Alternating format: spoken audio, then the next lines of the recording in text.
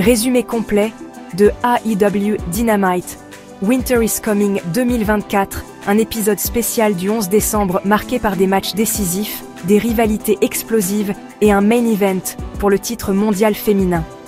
Voici tout ce qu'il faut retenir de cette soirée exceptionnelle. Un four-way pour le titre mondial à World's End. L'épisode débute avec l'entrée des Death Riders, Jon Moxley, Pac, Marina Shafir et Wheeler Yuta. Dans le premier match de la soirée, Moxley et Pac affrontent Jay White et Orange Cassidy. Les Death Riders l'emportent par disqualification suite à l'intervention d'Adam Page, qui attaque Moxley. Une bagarre éclate impliquant Page, Cassidy et Jay White avant que les Death Riders reprennent le contrôle et passent leurs adversaires à tabac. De retour après la pause, Jon Moxley, furieux, propose un Fatal 4-Way match à AEW World's End pour défendre son titre mondial face à Page, White et Cassidy. Dans les gradins, Christian Cage, leader de The Patriarchy, critique cette idée d'un 4-Way match pour le titre, avant d'être attaqué par Hook. Alors que Nick Wayne et Kip Sabian viennent au secours de Cage, Hook préfère battre en retraite. Le second match de la soirée oppose Will Ospreay à Claudio Castagnoli dans un combat du groupe Or du Continental Classic. Will Ospreay s'impose avec un jackknife pin, mais Castagnoli tente de l'attaquer après le match. Darby Allin intervient pour protéger Ospreay, annonçant déjà leur affrontement à venir dans le tournoi lors du prochain Dynamite. En coulisses, Ricochet se montre confiant avant son match contre Brody King et montre une carte de MVP.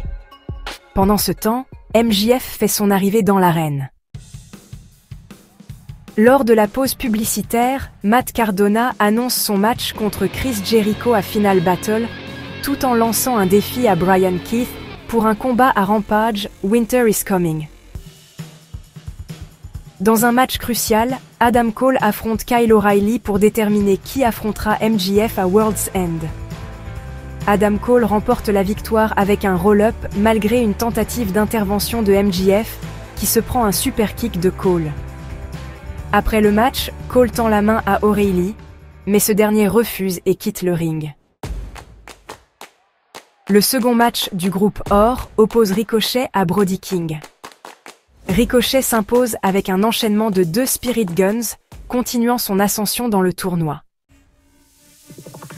Dans une interview, Mercedes Moné et Anna Jay échangent des mots avant leur affrontement pour le titre TBS la semaine prochaine.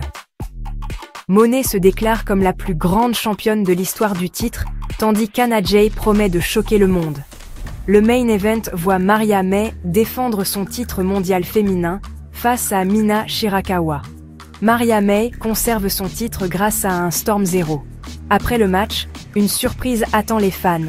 Toni Storm fait son retour, apparaissant sur la rampe pour défier visuellement la championne.